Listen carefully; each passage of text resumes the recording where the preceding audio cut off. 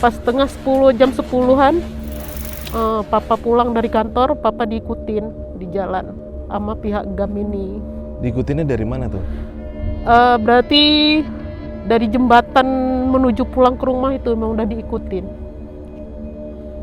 Di jembatan itulah penembakannya terjadi sebanyak 4 kali. Jantungnya tembus, 1 tembus, 3 enggak. Jadi dibawa ke tengah-tengah hutan juga, mata ditutup, cuma pakai celana dalam. Jadi orang ini disuruh lari sekencang-kencangnya. Jadi maaf, posisinya dia dilepasin nih? Iya. Oke, lu lari sekencang-kencangnya, habis ini kita kejar gitu. Jadi dibuat kayak mainan ya? Iya, pokoknya lari sekencang-kencangnya. Kalau seandainya kamu kencang berarti kamu selamat.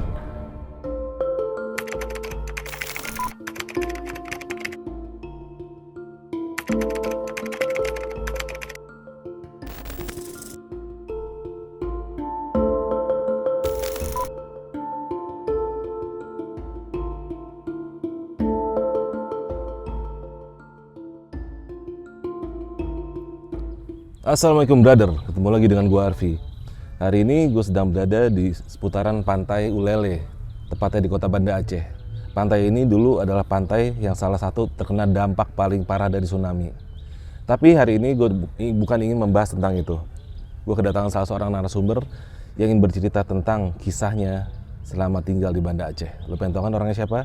Langsung aja berkenalan dengan Mbak Ayu. Apa kabar? Sehat? Alhamdulillah sehat. Mbak Ayu berarti kelahiran asli di Banda Aceh ya? Iya. Oke. Asli Banda Aceh. Yang mau kita angkat ini tentang apa nih Mbak Ayu hari ini? Tentang masalah perjalanan kehidupan Ayu selama jadi warga Banda Aceh, selama masa-masa konflik semuanya yang kami alami lah, yang Ayu alami selama jadi warga Banda Aceh. Oke. Tahan dulu Mbak Ayu ya. Ini kisah panjang, kisah dramatis yang mungkin nggak semua orang tahu. Lo pengen tahu kan kisahnya gimana? Langsung aja Mbak Ayu bercerita tanpa gue potong lagi. Halo brother, gue Arfi. Ini adalah segmen Lawan Lupa. Segmen ini mengangkat kisah sejarah dari sisi yang mungkin jarang kita dapati dari buku yang ditulis oleh penguasa, yang mungkin juga tidak menggambarkan keadaan yang sebenarnya. Di sini kami mengungkap fakta yang dialami oleh saksi hidup tentang hitam dan putihnya sebuah tragedi tanpa memihak ke kiri ataupun ke kanan. Di kisah ini, seorang perempuan bernama Ayu akan menceritakan tentang kejamnya konflik di Aceh dari sudut pandang masyarakat yang tidak tahu apa-apa. Ayahnya dibunuh oleh pejuang gerakan Aceh Merdeka. Suaminya ditembak oleh TNI dan keluarganya habis tersapu tsunami, hingga menyisakan Ayu sebatang kara. Di sini kita akan melihat sudut pandang objektif bahwa dampak terbesar yang diakibatkan oleh peperangan adalah rakyat jelata yang tidak berdosa. Baik kubu pemerintah maupun kubu pemberontak sama sadisnya di mata Ayu sebagai rakyat. Mau tahu kisah selanjutnya? Mari kita simak sampai selesai. Semoga kisah ini bermanfaat bagi kita semua sebagai pembelajaran. Perkenalkan, nama saya Ayu. Saya kelahiran Banda Aceh tahun 1986. Kami dari keluarga sederhana, biasa-biasa aja. Orang tua bapak orang Aceh asli, kalau mama orang Medan. Kami menetap di Banda Aceh dari tahun 96 lah udah mulai netap, ya kan. Memang kelahiran Banda Aceh, tapi yang pindah total ke Banda Acehnya kami tahun 96, dari 96. Jadi kebetulan papa kerja di salah satu showroom motor di Banda Aceh. Oke. Sedangkan mama kerja di kantor gubernur Aceh. Jadi di tahun 2001, di saat konflik Aceh GAM, jadi bapak kena musibahnya. Kenapa Kami yang tuh? alami. Kenapa tuh Mbak Ayu? papa salah tembak dari pihak GAM. Karena mereka beranggapan kalau papa ini polisi. Oke. Sedangkan papa bukan polisi dan papa pun bukan GAM. Papa cuma orang sipil biasa. Yang menjadi korban salah. Iya. Jadi pada hari kejadian itu ada keanehan dari papa, tapi kami nggak bisa nangkepin apa keanehan papa. Papa udah kelihatan dari kata-katanya, dari perilaku papa udah ada ninggalin kayak gitu, ngasih tanda. Bedanya apa tuh, Wit? Jadi sebenarnya pada hari kejadian itu bapak malas pergi kerja. Jadi sambil dengar radio, jadi papa bilang kalau seandainya kejadian penembakan ini terjadi sama kita kayak mana? Oh, di radio sudah banyak kejadian penembakan? Udah. Oke. Jadi karena papa dengar di radio, jadi papa pun ngomong juga sama kami kalau seandainya penembakan ini terjadi sama keluarga kita kayak mana. Jadi dibilang mama nggak boleh ngomong kayak gitu. Jadi papa memang udah berat untuk keluar rumah itu. Pada hari kejadian itu papa memang nggak mau keluar, nggak mau pergi ke kantor, tapi mama tetap maksa pergi aja sebentar untuk absen aja. Dibilang ya udah. Habis itu dari kakak pun udah ngasih keanehan itu memang udah ada. Gimana lagi tuh? Ya tiba-tiba kakak nyanyi gugur bunga. Jadi papa pun ngomong, kenapa kok nyanyi kayak gitu? Jadi keanehan itu memang udah ada, semua itu memang udah ada pas sebelum kejadian detik-detik papa ditembak itu. Jadi sekitar jam 8:30 papa pergi kerja. Pas setengah 10, jam 10-an papa pulang dari kantor, papa diikutin di jalan sama pihak GAM ini. Diikutinnya dari mana tuh? Berarti dari jembatan menuju pulang ke rumah itu memang udah diikutin. Memang udah diikutin papa. Di jembatan itulah penembakannya terjadi sebanyak 4 kali.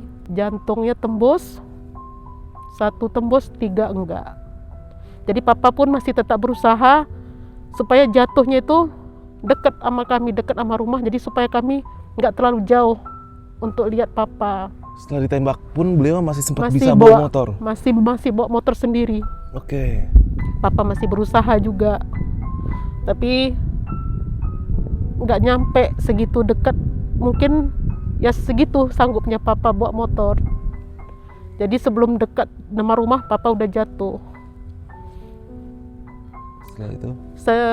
Papa jatuh, jadi ya masyarakat di situ pun nggak ada yang untuk bantuin, itu nggak ada. Papa cuma, orang ini ketakutan. Pada waktu itu masyarakat di situ pada ketakutan.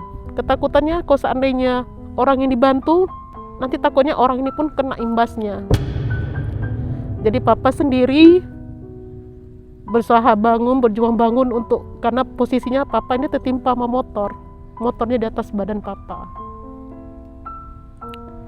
Jadi kami dikasih tahu sama satu warga, ngasih tahu ke rumah, ngasih tahu mama bahwasanya papa jatuh kecelakaan. Jadi dibilang mama nggak mungkin, karena papa itu nggak pernah kencang bawa motor itu, papa nggak pernah. Jadi saya, mama, kami pergi ke tempat kejadian papa, ya masih tetap sama, nggak ada yang bantu papa satupun. Papa masih tertidur sendiri gitu, tertimpa sama motor, nggak ada yang bantu satupun. Karena saking takutnya warga? Iya, warga pun pada ngelihat aja, nontonin kayak gitu papa berjuang sendiri, bangun sendiri. Karena posisi motor pun masih hidup. Motornya masih hidup, papa sendiri. Jadi saya datang sama mama, kami ngangkat motornya, kami berdirikan motornya. Jadi anggapan mama ini, papa ini betulan cuma kecelakaan, karena darahnya ini kan udah pada ngalir ke kepala. Jadi di dalam pikiran mama, berarti papa ini lukanya di bagian kepala. Jadi pas dipeluk sama mama, rupanya kena di tembakan ini yang di jantung ini. Jadi terasa sakit sama papa cuma bisa senyum nahan sakit. Jadi kami pun minta tolong sama warga, nggak ada satupun yang nolong. Mama pun bolak-balik lari minta pertolongan, telepon siapa, mobil ambulan, tapi nggak ada juga. Balik lagi mama ke tempat papa, mama pingsan lagi. Mama sempat 3 kali pingsan di depan papa karena nggak ada yang bantu mama sama sekali, nggak ada yang bantuin papa. Padahal banyak warga itu. Iya, orang ini cuma bisa lihat. Sampai dokter pribadi keluarga kami sendiri pun, mama sampai bersujud minta tolong supaya papa mau diantar pakai mobil dia ke rumah sakit, tapi dia nggak mau sama sekali. Mama sampai memohon minta disuntik supaya pendarahannya tuh berhenti, tapi dokternya nggak berani, orangnya nggak ada yang mau. Jadi setelah hampir 1 jam lah kami minta pertolongan situ, nggak ada yang bantu. Yang terakhir ada mobil pickup itulah. Pick up. Iya. Oke. Mobil itu mama pun bersujud minta bantu, minta tolong karena kasihan, karena papa udah terlalu lama di jalan. Sopir ini mau bantuin dinaikkan ke atas mobil. Setelah papa dinaikkan ke mobil baru ambulannya datang. Jadi mama pun nggak mau lagi untuk nurunin papa, jadi tetap dinaikin ke mobil itu aja, pickup itu. Tetap di belakang pick up. Iya. Oke. Jadi kami beranggapan papa itu cuma pingsan, bukan meninggal. Tapi kenyataannya papa memang udah meninggal di tempat. Jadi kami bawa ke rumah sakit itu, dokternya cuma untuk ngeluarin pelurunya itu aja. Pada posisi papa emang udah meninggal. Di situ artinya masyarakat itu takut kalau sampai ikut nolong dilihat oleh orang GAM akan kena juga. Iya. Segitu ketakutannya suasana saat itu. Iya. Gak ada yang bantu sama sekali. Pernah ada kejadian orang yang membantu korban penembakan GAM menjadi sasaran juga? Itu saya kurang tahu, mungkin ada. Orang yang bilang ada. Pernah ada kejadian sehingga Pernah. orang-orang pada takut seperti itu lagi? Iya, takut. Orang ini pada takut. Sebegitu mencekamnya suasana Aceh saat itu ya? Iya. Nah akhirnya itu gimana tuh? Dari penyelidikannya gimana? Kenapa Papa bisa jadi target? Sebenarnya target sasaran dia itu dibilang sama orang ini, papa ini salah tembak. Dengan gampang orang ini bilang salah tembak. Karena sasaran utamanya itu nama panggilannya sama kayak papa. Nama panggilannya sama, Pak Buyung. Ciri-cirinya sama juga, tinggi besar. Jadi kebetulan Pak Buyung yang sasaran utama ini sama papa pun kami rumahnya berdekatan. Oke. Kebetulan yang sasaran utama ini pensiunan polisi. Karena di polisi dulunya diincar. Iya. Oke. Jadi karena dia pensiunan polisi, jadi dipikir sama orang GAM ini papa. Rumah dekat, Rumah sama-sama dekat. punya motor pula. Iya. Nama panggilan sama, Pak Buyung. Pak Buyung. Iya.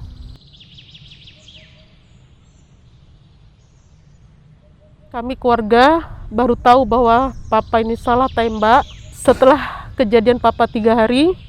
Pak Buyung sasaran utamanya itu dia pun kena juga, ditembak juga sama pihak GAM. Pagi waktu dia ngantar cucunya pergi sekolah, beliau yang memberitahukan bahwasanya papa itu salah tembak, sasaran sebenarnya itu dia. Pak Buyung ini nggak meninggal? Dia nggak langsung meninggal di tempat. Pak Buyung sempat hidup selama 2 hari di rumah sakit. Dan bercerita? Iya, dia yang ngasih tahu semuanya, dia yang ngungkapin semuanya. Ngomong apa aja Pak Buyung ini? Itu dia bilang bahwasanya orang GAM itu udah salah sasaran. Sebenarnya bukan Pak Buyung papa kami yang jadi sasaran utamanya. Iya. Seharusnya dia sebenarnya. Jadi dari pihak GAM, orang ini pun datang juga minta maaf. Pas hari pemakaman papa pun orang GAM ini ada datang juga ke pemakaman papa. Oke. Orang ini pun nanya apa jenazah papa dibawa pulang ke kampung papa atau enggak. Jadi mama bilang enggak usah, karena mama merasa keberatan. Kalau jenazah itu kan waktu kejadian kan banyak pemeriksaan. Jadi mama nggak mau kalau seandainya papa ini naik turun dari ambulan untuk Kasian. pemeriksaan. Jadi Ada tetangga juga yang berbaik hati, yang ngasih papa dikebumikan di tanah keluarga dia, keluarga bapak ini. Dan akhirnya GAM ini mendatangi keluarga Mbak Ayu. Iya. Mereka bicara apa? Orang ini minta maaf dan orang ini menawarkan sejumlah duit senilai 10 juta. Dia habis itu ditolak sama mama karena mama bilang nyawa papa bukan harga 10 juta. Jadi kami nggak ada terima sama sekali karena mama nggak mau. Karena beranggapan nyawa papa itu nggak bisa dijual belikan. Mama juga bilang seharusnya kalian sebelum melakukan itu kan bisa kalian pikir, ini sekarang suami saya, bapak anak-anak saya udah nggak ada lagi. Jadi anak-anak saya siapa yang ini kan semuanya. Jadi orang ini minta maaf. Jadi dari pihak kepolisian pun sempat datang ke rumah. Orang ini nanya sama mama, sama keluarga, bahwasanya orang yang nembak papa ini, pihak GAM ini udah ketangkap. Apa kami dari pihak keluarga mau nuntut GAM apa enggak? Jadi kami, mama menolak, kami nggak akan nuntut. Bisa panjang ya? Iya, takut akibatnya lain lagi nanti, dibilang mama. Jadi kami menolak, nggak ada nuntut sama sekali. Pelakunya ini tapi ketangkep? Ketangkep. Ini siapa itu? Orang usia berapa itu? Yang pengakuan dari kepolisian dibilang masih remaja lah, umur sekitar 18-19 tahun. Berarti dia disuruh oleh GAM? Iya. Untuk menghabisi nyawa? Iya. Oke, 18-19 tahun. Iya. Akhirnya gimana? Apakah dia diadili, di penjara atau gimana akhirnya? Yang kami dapat kabarnya mereka pun meninggal juga. Di tangan polisi? Iya. Oh, mungkin saat interogasi? Mungkin. Oke. Orangnya ketangkap dan orangnya pun meninggal juga? Iya. Oke, wow. Dan yang lebih menyakitkan, ternyata abang ipar papa sendiri pun dia panglima GAM. Di tempat kami tinggal itu dia panglima GAM. Dia tahu atau enggak papa yang di target? Dia nggak tahu kalau papa target dia itu, dia nggak tahu. Jadi ketahuannya pas setelah kejadian papa sekitar semingguan. Jadi keluarga mama pun datang, kakak-kakak mama datang, jumpain dia, ngasih tahu, kamu tahu nggak siapa yang ditembak sama anak buah kamu? Itu adalah adik ipar kamu sendiri, bapak dari ponakan kamu. Jadi dia pun merasa sedih, sampai dia pun keluar dari Aceh. Abang ipar papa ini pun keluar, habis kejadian papa, dia pun keluar dari Aceh.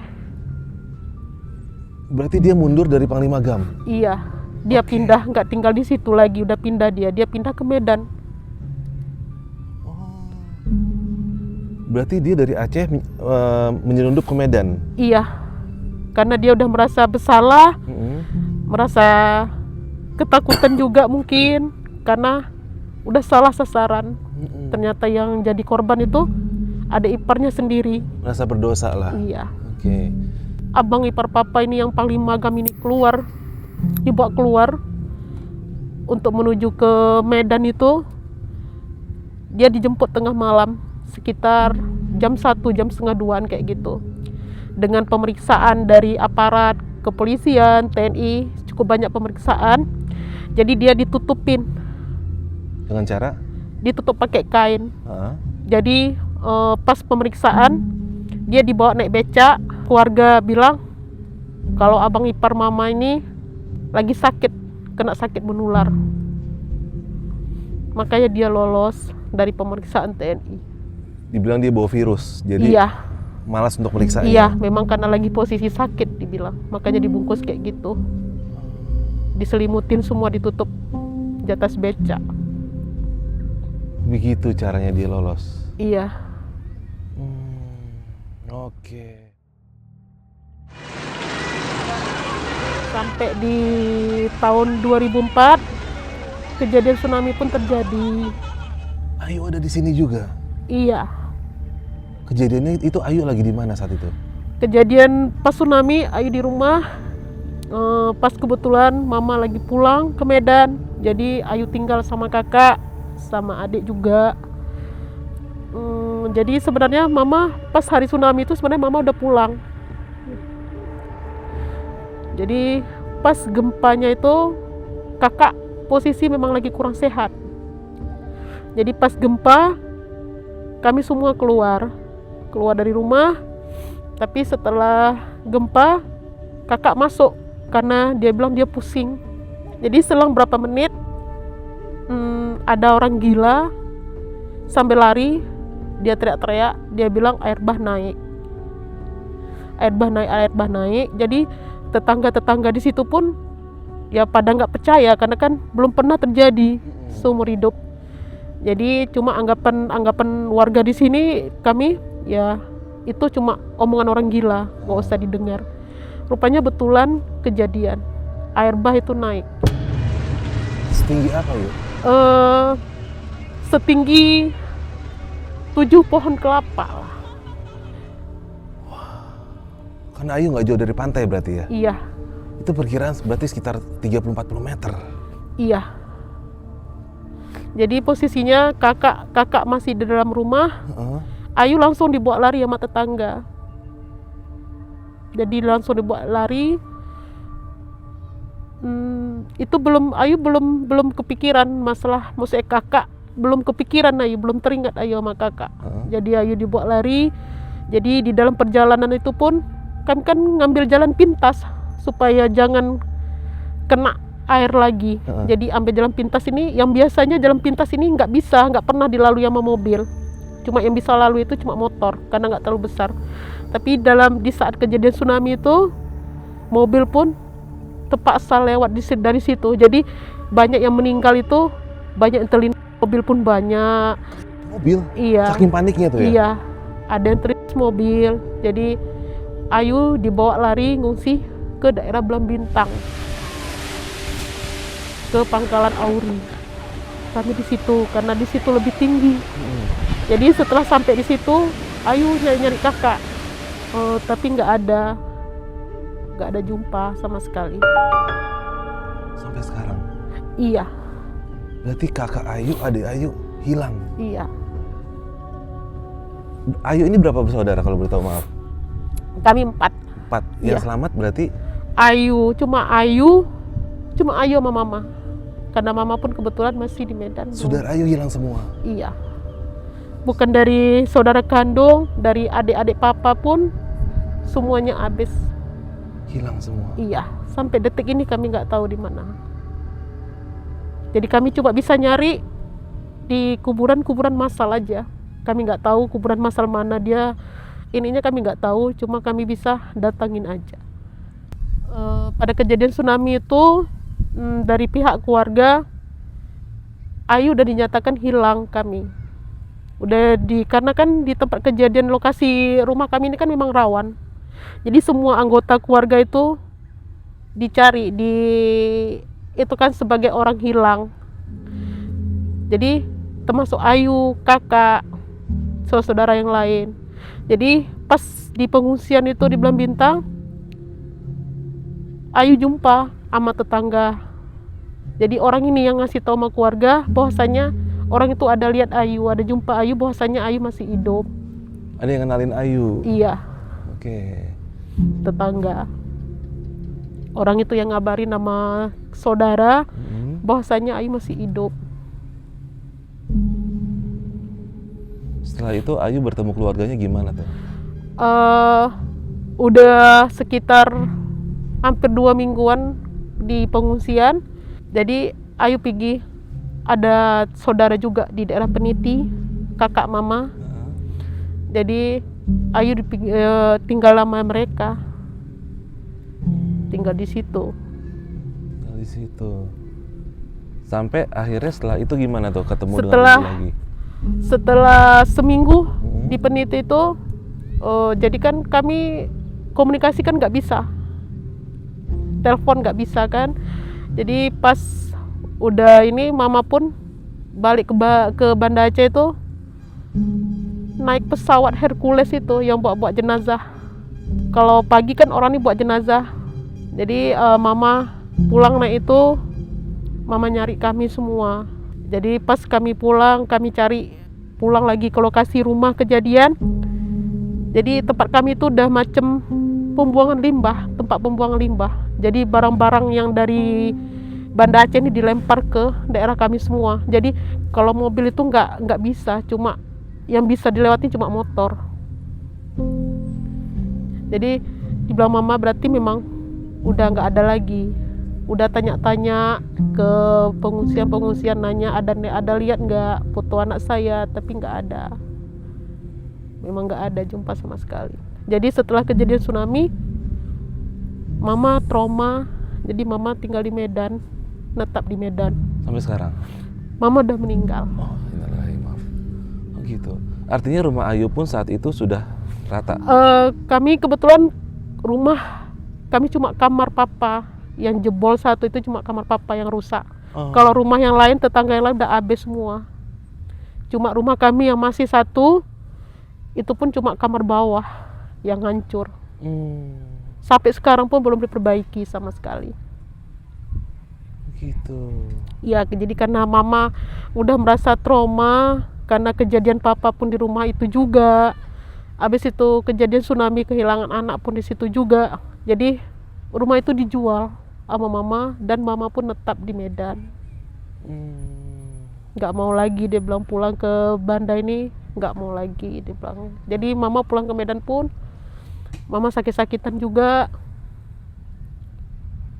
Ya, tahun 2022 mama pun meninggal.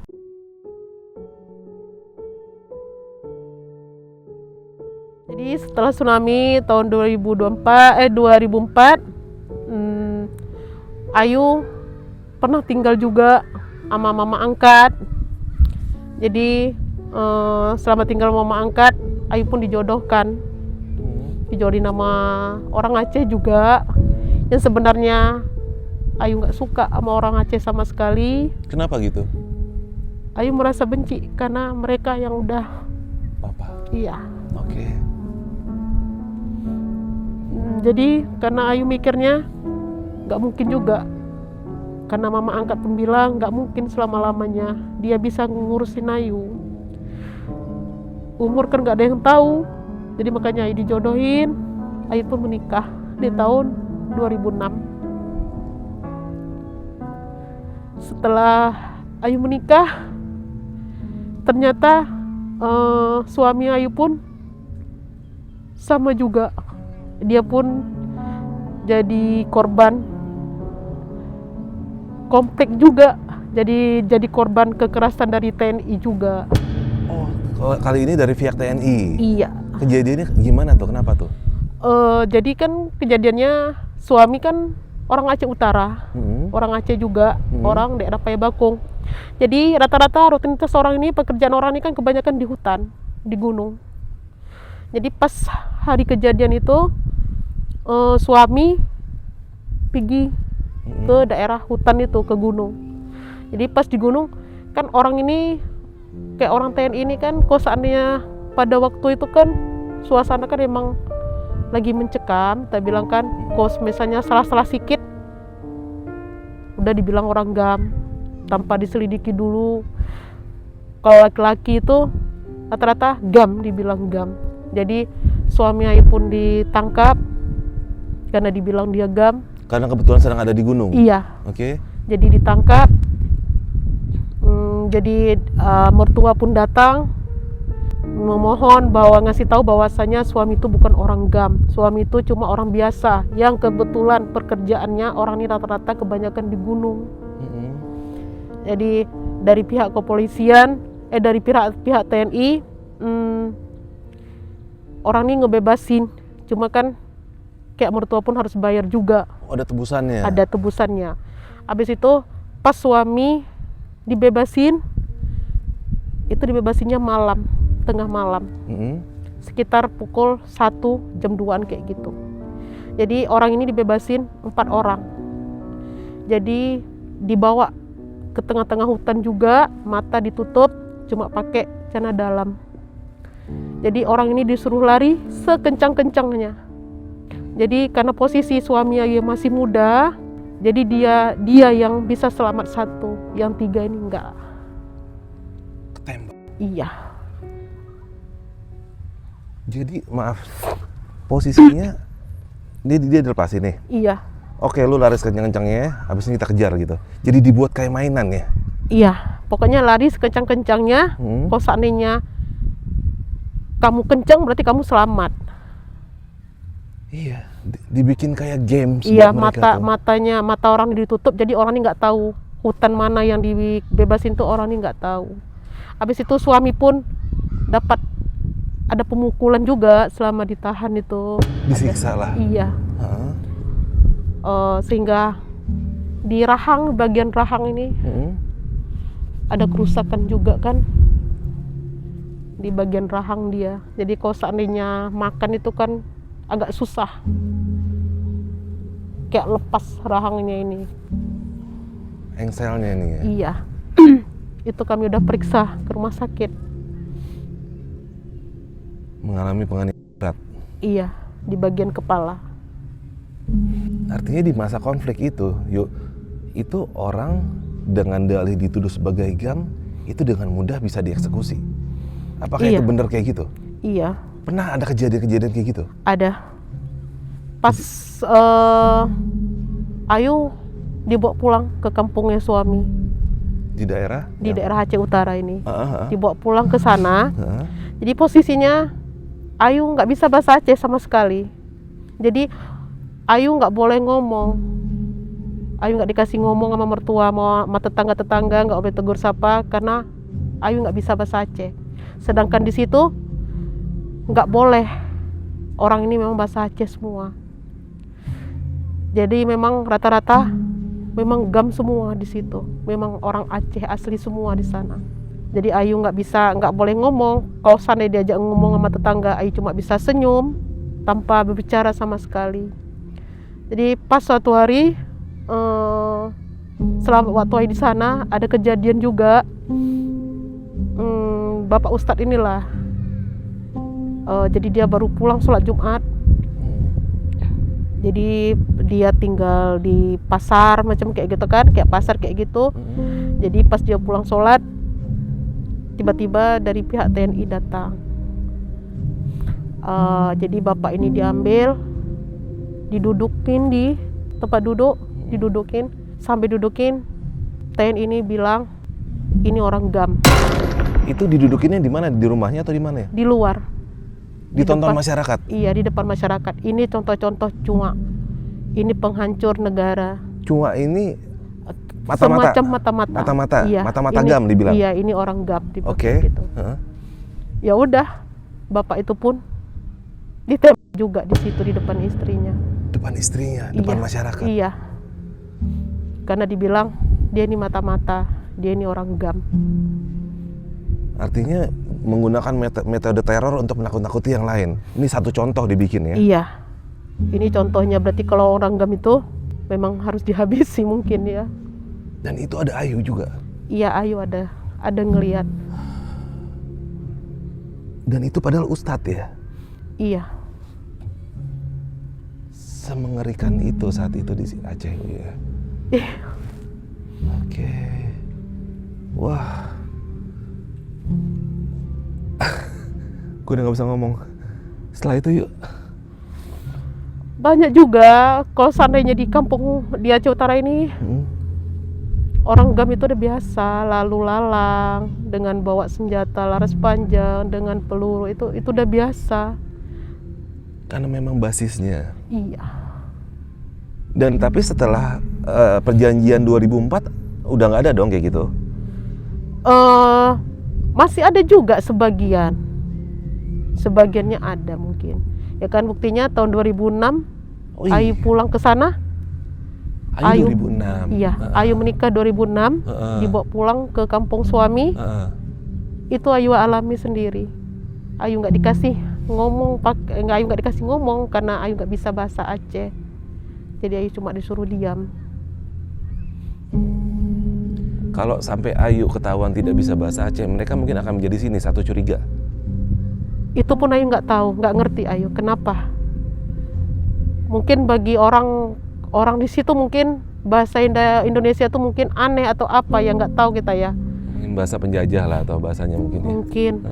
Mungkin berarti kan kalau yang bahasa Indonesia itu berarti kan bukan orang Aceh. Kalau nggak bisa bahasa Aceh berarti kan bukan orang Aceh. Berarti Aceh itu cuma KTP. Mungkin anggapan orang itu. Makanya Ayu nggak dikasih sama mertua untuk berbicara sama tetangga. Jadi kosan di tetangga ngomong pakai bahasa Aceh, Ayu cuma diem aja, senyum aja.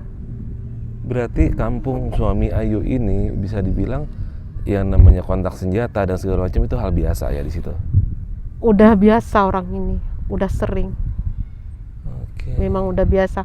Malahan mertua cerita pun orang ini kan rata-rata kan rumahnya rumah panggung. Jadi kalau misalnya orang GAM sama aparat ini lagi kontak senjata, orang ini cuma bisa tiarap di bawah rumah. Itu suami pun ada ngalami. Itu sebelum suami nikah sama Ayu, mertua sendiri yang cerita. Makanya suami ini kurang suka ya sama TNI, sama polisi. Suami kurang suka. Karena mungkin sering menyaksikan kayak yang Ayu saksikan tadi lah, eksekusi tanpa pengadilan. Traumanya orang ini terlalu besar mungkin. Makanya suami pun nggak suka sama TNI, sama polisi. Iya. Orang ini enggak ini. Kekejaman yang dipertontonkan terlalu membekas mungkin ya. Oh gitu. Wah, gokil sih. Jadi perjuangan orang GAM ini bukan dari pihak laki-laki aja, dari perempuan pun ada. Ikut turun. Ikut. Orang ini pun dinamakan Inong Bale. Kalau laki-lakinya GAM, kalau perempuannya Inong Bale. Laskar perempuannya. Iya. Mereka ikut angkat senjata. Iya. Gitu. Orang ini pun kita bilang orang GAM kejam, dari pihak TNI pun ada juga, kekejamannya pun ada juga. Sama-sama kejam. Sama-sama orang ini. Ayu pun pernah juga ngerasain lah, maksudnya tahu bahwasanya Inong Bale ini ada yang diperkosa. Maaf kata kita bilang, payudara potong, badannya dibelah kayak gitu, habis itu dibuang di sungai. Itu terlalu banyak. Banyak? Iya. Oke. Jadi artinya mereka yang perempuan ini pun resikonya sama dengan laki-laki. Iya. Kena udah pasti mati. Iya. Dan itu tanpa pengadilan, dihabisi di tempat dengan cara tidak berkemanusiaan seperti itu. Iya. Wah, oke. Dan akhirnya Ayu gimana? Menetap di situ sampai kapan? Ayu menetap tempat mertua nggak lama karena merasa ketakutan juga. Terlalu mencekam? Iya. Jadi Ayu minta pindah juga ke Banda Aceh, pulang balik kembali ke Banda Aceh. Ya, menjalani kehidupan seperti biasa. Tapi setelah 13 tahun ternyata Ayu pun harus berpisah sama suami. Bercerai? Iya. Maaf, saat berpisah Ayu sudah punya anak? Udah. Anak Ayu 2. Oke. Anak Ayu 2. Anak yang pertama masih kelas 5 SD. Yang kedua masih umur 4 tahun. Saat pisah? Iya. Setelah itu? Setelah pisah, kehidupan yang Ayu jalan itu ya terlalu berat. Karena Ayu ditinggalkan, dicerai tanpa ninggalin harta ataupun duit 1.000 rupiah pun. Tiba-tiba dia pulang, dia langsung bilang, mulai hari ini kamu saya ceraikan, kamu saya talak. Dia tanpa mikir gimana perasaan anak, dia nggak ada mikir. Jadi setelah pisah itu Ayu pun sakit-sakitan juga, maksudnya ya kepikiran juga, anak masih kecil, posisi Ayu pun nggak ada kerja, gimana cara ngidupin anak. Habis itu kami pun putus komunikasi, nggak ada, dia nggak ada peduli sama sekali sama anak. Dan dia pun pernah bilang kalau anak perempuan itu bukan keturunan, karena Ayu nggak bisa ngasih dia anak laki. Anak perempuan bukan keturunan, maksudnya gimana Iya. nih? Maksudnya kalau seandainya anak laki itu bisa dibawa-bawa, bisa dibawa ke warung kopi, Dibanggakan lah. dibanggakan. Sedangkan anak perempuan ini nggak ada. Jadi kami ditinggalinya tanpa sepersen pun. Sepeser pun. Iya.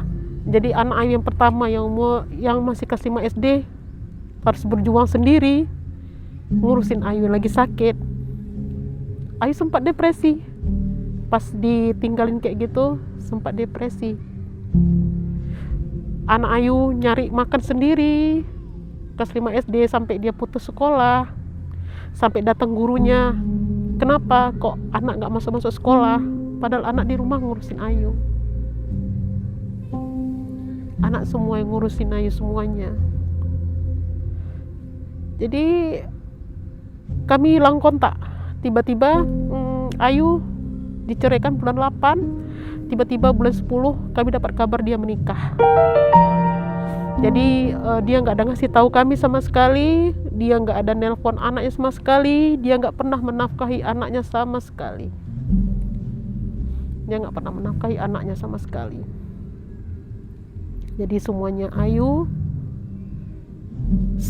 sampai umur anak itu posisinya pas Ayu diceraikan itu selang 2 minggu ternyata rumah Ayu mau disita dari pihak bank. Ternyata sertifikat rumah ditaruh untuk jaminan Tanpa Ayu tahu. Iya.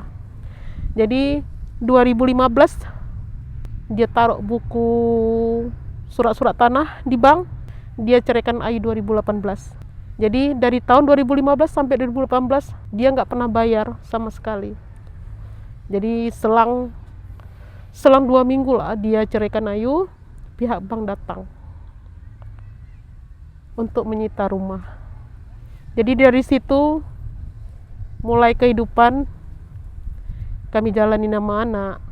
Semuanya kami jalanin sampai anak pun pada umur 13 tahun lah, kelas 2 SMP. Di situ masa kehancuran anak Ayu pertama terjadi. Anak kenalan lah karena dia butuh sosok ayah. Jadi dia kenalan sama laki-laki yang lebih dewasa daripada dia. Posisinya anak Ayu umur 13, si cowok ini 22 kayak gitu. Jadi dia ya Ayu pikir ya memang selama dia kena tuh baik. Dia ngasih ininya baik, sikapnya baik sama kami, sopan. Jadi setelah 3 tahun dia jalanin hubungan, jadi si cowok ini minta tunangan, ngelamar anak. Saat itu anak Ayu usia? Pas anak tunangan itu 16 jalan 17. Oke. Jadi Ayu pun itu mantan suami nikah sampai 4 kali. Berarti Ayu yang pertama setelah pisah sama Ayu dia nikah sampai 4 kali. Tapi dia nggak dapat anak sama sekali. Anak cuma sama Ayu. Oke. Jadi pas anak tunangan ya Ayu pun memberitahukan ayahnya. Karena kalau anak perempuan kan tetap wali. Iya. Suami ngizinin juga bahwasanya anaknya tunangan, udah dapat izin. Acara tunangan pun kami bikin juga, kami laksanakan. Jadi kehancuran anak Ayu pun mulai. Jadi selama dia tunangan, rupanya ada pelecehan seksual yang dilakukan oleh tunangannya ini. Bukan sekali 2 kali, udah terlalu banyak. Sedangkan posisi anak Ayu ini masih umur 16 tahun. Iya, dia melakukan pelecehan seksual di bawah penekanan. kalau seandainya, ya kan posisinya anak Ayu masih anak-anak, dia butuh kasih sayang seorang ayah. Jadi si cowok ini pun selalu menanamkan kepada anak Ayu bahwasanya Ayu ini sosok ibu yang gak baik. Kalau Ayu keluar sama anak, bawa anak jalan-jalan, dia selalu bilang, kamu pulang, karena mama kamu itu mau jual kamu. Dia selalu nekanin kayak gitu. Jadi anak Ayu tuh merasa benci sama Ayu. Udah dia merasa benci, jadi dia selalu melakukan hubungan badan dan seksual di bawah tekanan. Kalau seandainya anak Ayu ngadu sama Ayu ataupun bilang ngomong sama Ayu, dia bakal ninggalin. Jadi karena anak Ayu merasa ketakutan, kalau seandainya karena dia udah ngelakuin kayak gitu, kalau seandainya ditinggalin, nggak ada lagi yang mau sama dia. Jadi anak Ayu tetap. Jadi suatu hari tiba-tiba si tunangannya ini mutusin tunangan. Sepihak. Iya. Oke. Sekitar jam 12 malam dia chat Ayu. Dia bilang besok dia mau datang jumpai Ayu. Dia bilang dia memutusin tunangan. Habis itu Ayu bilang, ada masalah apa? Kenapa kok bisa tiba-tiba sedangkan kalian teleponan, video callan 24 jam? Saya bilang, kenapa kok bisa tiba-tiba mutusin? Nggak apa-apa. Habis itu dia bilang besok dia datang sama orang tuanya. Jadi sekitar jam 1-an anak Ayu udah mulai drop, udah mulai nangis-nangis. Dia ngurung diri di kamar. Posisi Ayu tidur di ruang tamu sama anak yang kecil. Jadi tiba-tiba dia pergi kamar mandi, ngambil kunci Inggris itu. Dia bawa ke dalam kamarnya, dia kunci pintu kamar. Dia mukul diri dia sendiri. Dia pukul di bagian dada. Dengan kunci Inggris ini? Iya. Sampai dia muntah darah.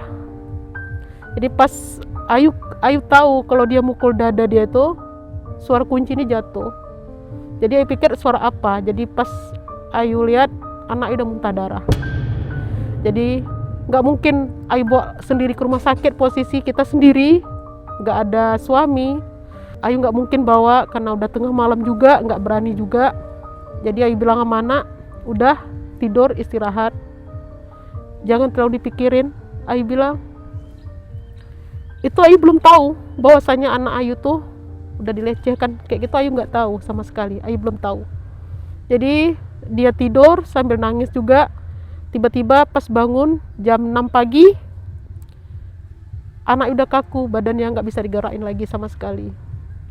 Jadi langsung Ayu bawa ke rumah sakit, ditanganin sama dokter-dokter semua.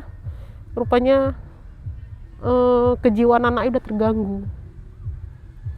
Selama 6 hari dirawat di rumah sakit, anak Ayu nggak ada makan sama sekali. Dia nggak mau ngomong, nggak mau komunikasi sama siapapun. Kalau seandainya dia mau ngomong, dia pilih mana perawat yang bisa diajak ngomong. Selama dirawat 16 hari di rumah sakit, 4 hari dia dirawat, Ayu baru tahu bahwasanya dia ini udah pernah dilecehkan. Itu pun yang ngasih tahu sama Ayu perawat. Jadi Ayu telepon pihak keluarga si laki-laki. Okay. Ayu bilang, Ayu minta pertanggungjawaban, jangan dibuang anaknya kayak sampah. Ayu bilang, boleh putus tunangan itu, kita kan setiap desa itu punya adat. Jadi Ayu bilang, waktu tunangan perangkat desa pun tahu semuanya. Ayu bilang, jadi nggak bisa anak dikembalikan kayak gitu aja, kalian mutusin kayak gitu aja, nggak bisa. Ayu bilang. Jadi orang ini berdebat lah kami, sampai keluarganya bilang anak Ayu anak nggak jelas. Waktu tunangan aja bapaknya nggak datang, berarti tunangannya nggak sah. Ayu bilang, ceritanya itu gimana nggak sahnya? Ayu bilang, sedangkan sebelum acara tunangan, orang tua si laki-laki ini udah jumpa sama bapak kandung anak Ayu, udah minta izin. Dari mana ceritanya nggak sah? Mau cuci tangan nih mereka ya? Iya. Oke. Dia bilang itu nggak sah. Dia bilang, Ayu nih orang miskin, nggak punya rumah, tinggal aja masih di rumah sewa. Kamu itu nggak jelas, orang tua nggak jelas. Kamu orang tua nggak bisa didik anak. Sampai Ayu direndahin, sampai Ayu dibilang binatang. Padahal posisi Ayu masih tuan Ayu daripada anaknya itu. Dia bilang Ayu orang tua nggak betul ngajarin anak. Kami ini cuma orang miskin, dia bilang. Ya udah, setelah 16 hari dirawat, jadi dari pihak rumah sakit karena kasihan lihat kondisi anak, lihat kondisi Ayu, jadi orang ini nyaranin udah kita ambil jalur hukum. Kalau seandainya kami nggak ada biaya, kita laporin aja ke Perlindungan Anak dan Perempuan. Jadi kami datangin, kami minta bantuan. Alhamdulillah ditanggapin, orang ini pun bantu, sayang juga sama anak, kami dibantu. Habis itu setelah kami lapor ke kepolisian, ke Polresta Aceh, kami ada juga dapat ancaman dari si laki-laki.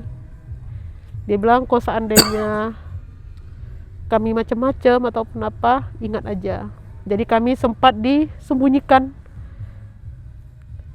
Kami disembunyikan sama pihak Perlindungan Anak selama 9 hari 10 hari lah.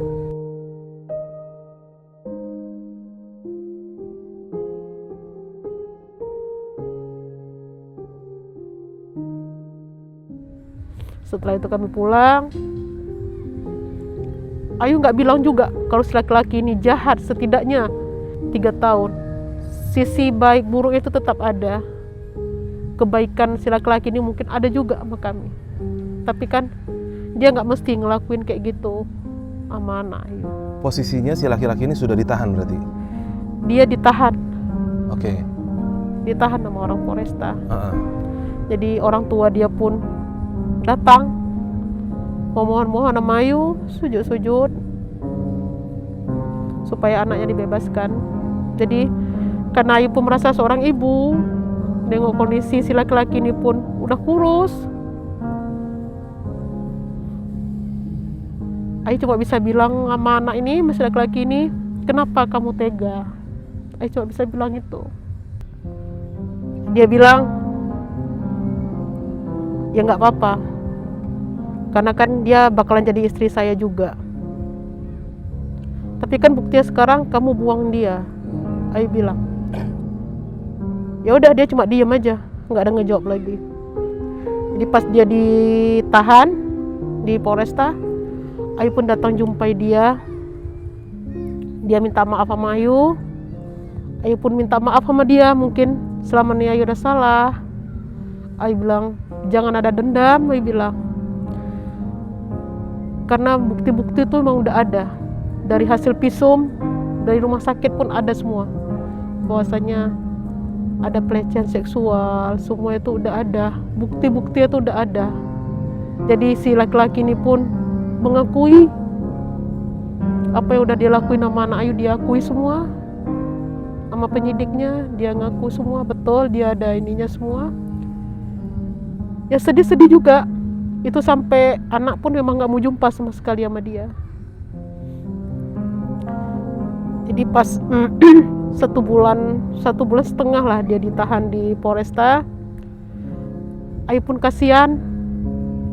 Seorang ibu kita bilang, ya orang tua dia juga yang mau mohon sama Ayu. Jadi Ayu, posisinya kami pun takut ada ancaman. Jadi daripada otomatis kita bilang, kok sana kita udah tahan keluarga dia kan, mungkin ada yang nggak terima, mungkin dia dendam kenapa anaknya kok bisa ditahan kayak gitu. Jadi kami takut pun, rasa ketakutan ada. Ayu pun udah minta pendapat dari Polresta, dari Perlindungan Anak juga gimana. Jadi orang ini pun bilang, daripada Ayu ketakutan, ya udah, kalau seandainya mau dicabut tuntutan, kita cabut. sebenarnya nih ancaman dia ini 16 tahun. Ada anak di bawah umur. Iya. Jadi Ai cabut laporannya. Tapi dengan perjanjian jangan pernah ganggu anak Ayu lagi. Jangan pernah ada hubungan apa-apa lagi. Ayu bilang. Yang udah kamu lakuin sama anak Ayu terima. Ayu pun maafin. Ayu bilang. Mungkin anak Ayu pun gak ngerti, Ayu bilang. Karena posisi masih 13, 14, 16 kita bilang. Jadi dia pun kayak ini, Ayu bilang kayak gitu. Ayu pun minta maaf. Jadi tuntutannya dicabut. Jadi setelah si laki-laki ini kami cabut tuntutan, Ayu mulai lagi kehidupan, jalani lagi kehidupan. Ayu mulai ngobatin anak. Karena traumanya ini pun belum hilang sama sekali. Anak masih sering nangis, masih sering melamun. Belum ada komunikasi sama sekali sama Ayu, sama adiknya. Jadi emosi dia tuh belum stabil, dia masih sering marah.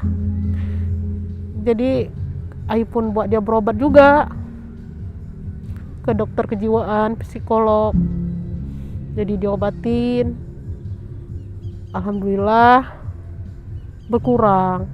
Sampai dia jumpa lagi sama si cowok ini, yang sosok laki-laki lagi yang hadir, yang dia bilang dia bisa menjadi sosok ayah untuk anak Ayu, gantiin posisi ayah, dia bisa kasih sayang semua. Ayu yang ngurusin semuanya, dia kecelakaan Ayu yang ngurusin, semuanya kami yang ngurusin sama anak. Jadi setelah 3 bulan kenal, jadi si cowok ini ngelamar anak Ayu, langsung nikah, minta nikah, jadi udah direstui semuanya. Mantan suami pun datang, ya kan, semuanya nikah. Gak taunya terjadi lagi. Kenapa lagi? Setelah 2 bulan pernikahan, anak Ayu pun ngalami lagi. Anak Ayu pun disakitin lagi. Kekerasan fisik?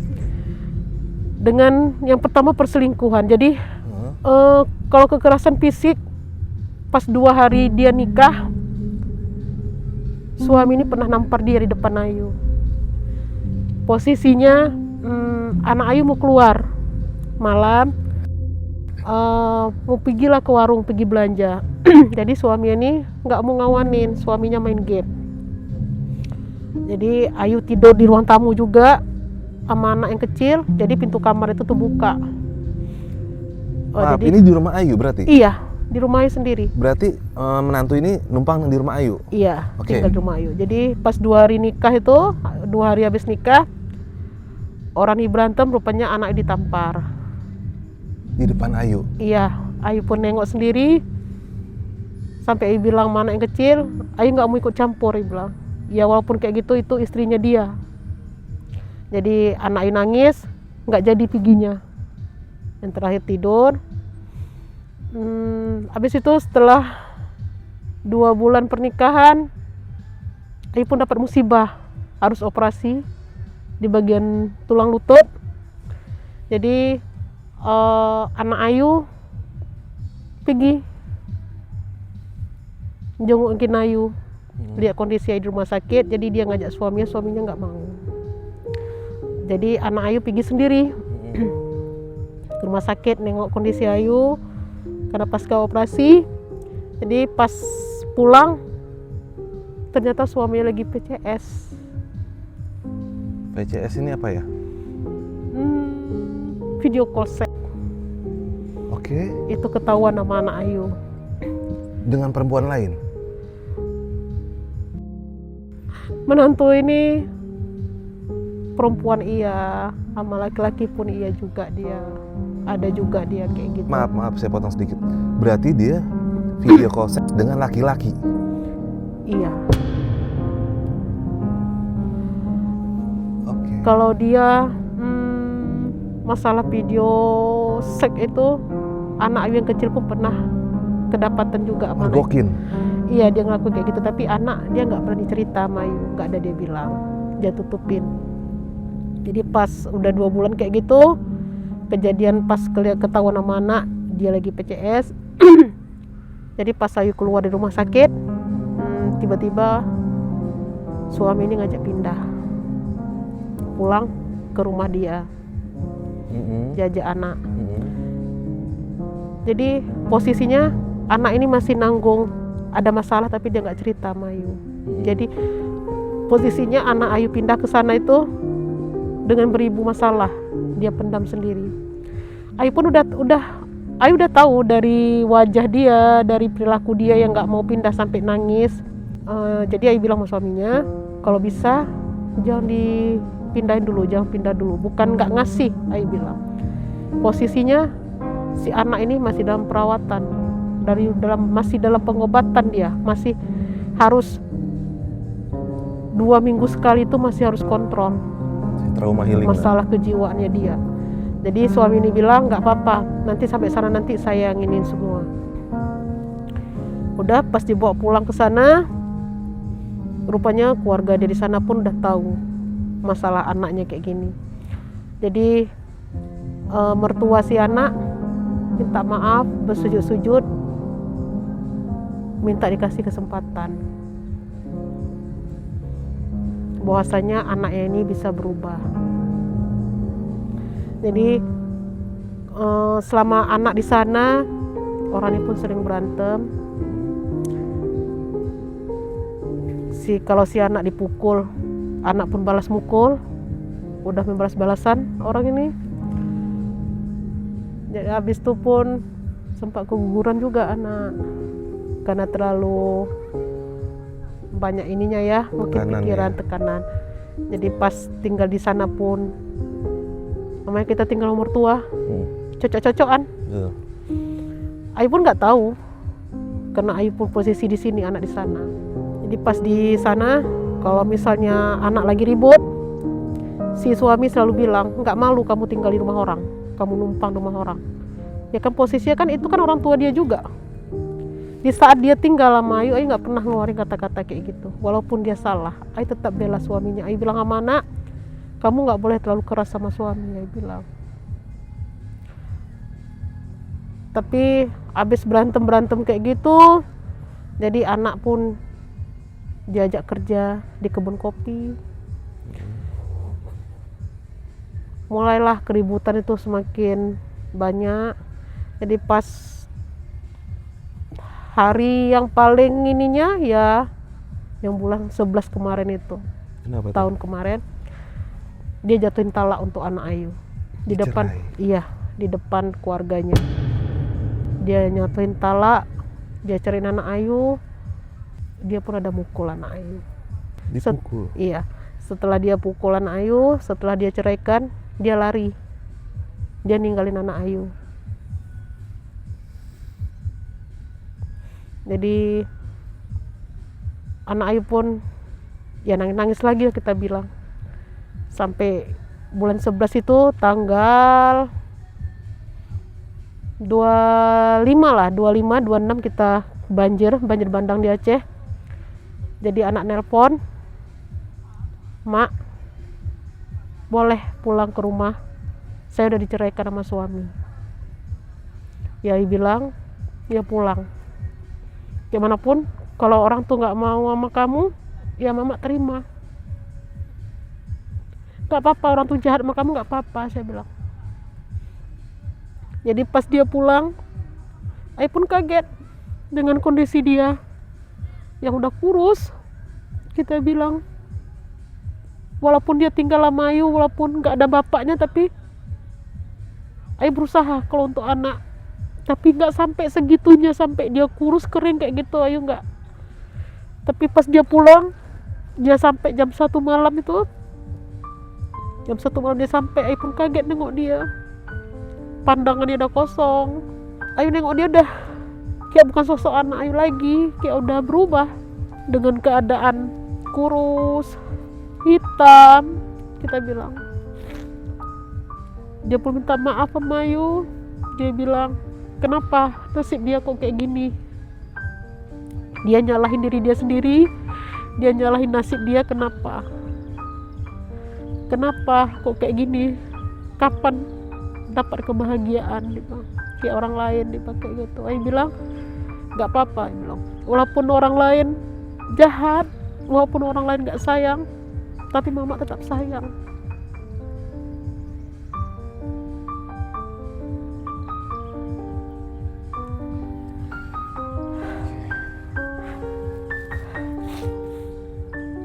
Berarti mertuanya ikut mengantar dia ke rumah Ayu. Iya, mertua laki-laki.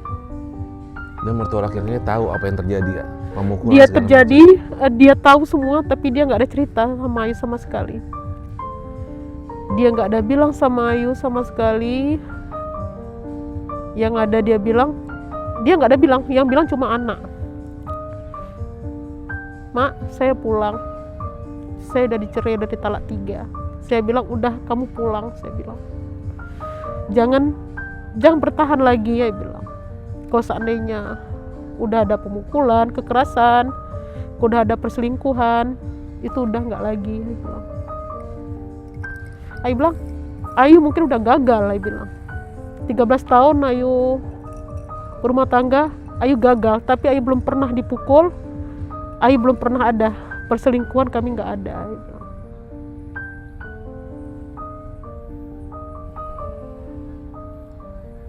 Berarti sampai sekarang anak Ayu masih ikut sama Ayu. Iya.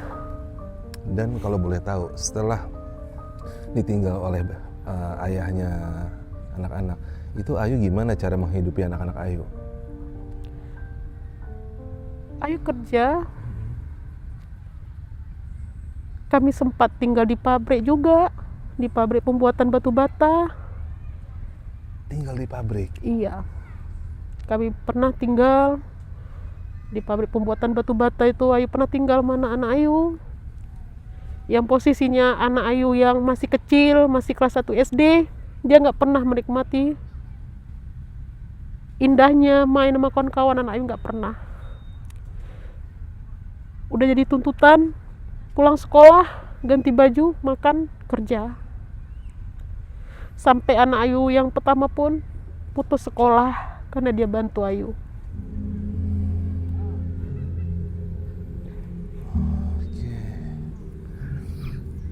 Dan itu berlangsung, Ayu tetap sampai sekarang bisa dibilang menjadi tulang punggung keluarga. Iya. Untuk anak-anak Ayu Iya. sekarang ini.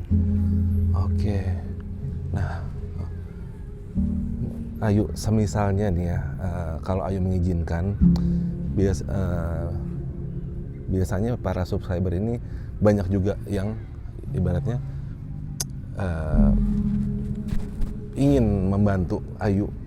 Boleh nggak saya minta banget nomor rekeningnya Ayu, sehingga kalau biasanya banyak yang nanya ke saya, itu gimana saya ngubunginnya? Saya langsung kasih nomor rekeningnya Mbak Ayu aja, boleh?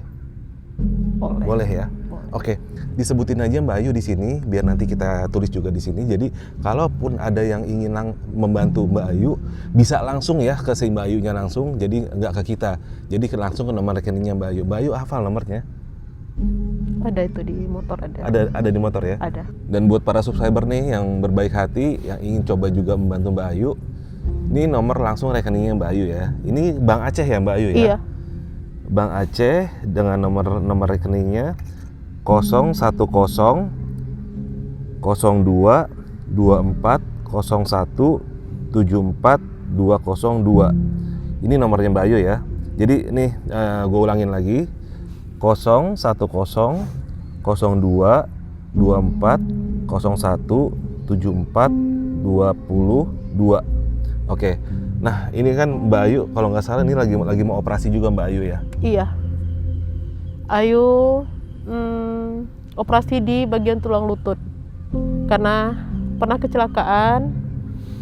Jadi udah 2 kali operasi.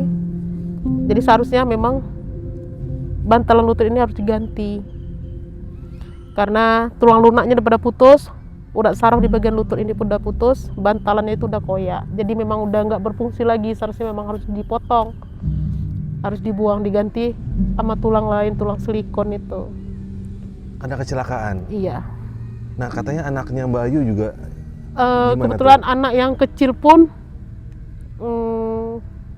udah 2 kali juga operasi, ada glukoma di mata kiri kanan udah operasi, Dan sekarang pun mau dioperasi yang ketiga juga, kami lagi nunggu jadwal juga karena darah tinggi, karena anak ada riwayat darah tinggi. Jadi udah mulai katarak juga di bagian mata. Umur anak masih 14 tahun. Masya Allah. Ya, buat siapapun yang ingin ngebantu ya, seberapapun itu insya Allah sangat membantu buat Mbak Ayu ya. Mudah-mudahan ini atas nama Mbak Ayu sendiri, Ayu Sri Rezeki ya. Iya. Namanya, oke. Nah, nanti kita tulis juga di sini supaya jangan salah. Berapapun yang kalian bantu untuk Mbak Ayu, insya Allah itu akan sangat berguna. Nah, Mbak Ayu, sekarang posisinya, kondisi Mbak Ayu dan anak-anak ini gimana? Mbak Ayu sekarang tinggal di mana dan itu di tempat siapa? Sekarang Ayu sama anak-anak tinggal di rumah susun.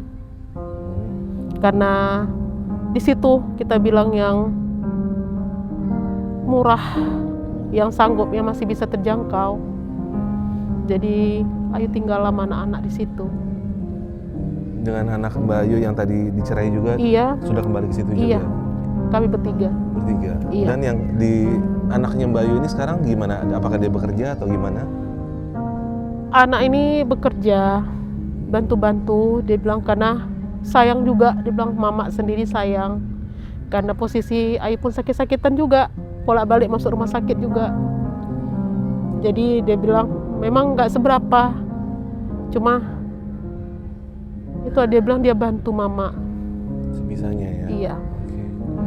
Nah, dari kisah apa yang barusan kita dengerin semuanya dan Mbak Ayu alamin sendiri, apa sih yang pengen Mbak Ayu sampein buat para penonton di rumah nih yang denger kisahnya Mbak Ayu?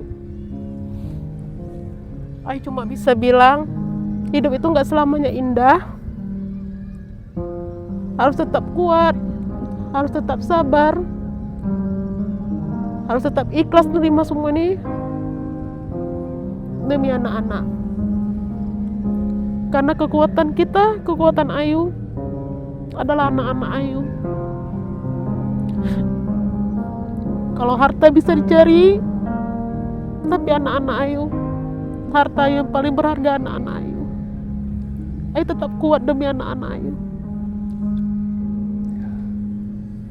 Nah itulah, ini sekelumit kisah dari apa yang dialami Mbak Ayu, seorang warga sipil yang hidup di tengah konflik, dan konflik ini menyisakan sebuah kehancuran, baik itu keluarga, saudara, bahkan kehidupan Mbak Ayu sekarang. Jadi kalau kita melihat sebuah kejadian kayak konflik Aceh ini, jangan melihat hanya perang dan itu selesai, enggak. Luka yang ditinggalkan oleh perang itu sendiri ternyata efeknya luar biasa, dan ini masih dirasakan sampai detik ini oleh Mbak Ayu.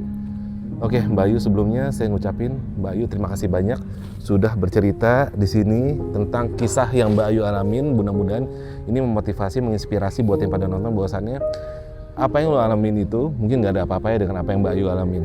Oke, Mbak Ayu, sebelumnya kita tutup dulu kali ya kisah ini biar Mbak Ayu juga tarik nafas dulu habis ini. Oke. Saya Arfi dan Mbak Ayu, kita undur diri dulu. Sampai ketemu di episode selanjutnya. Assalamualaikum warahmatullahi wabarakatuh.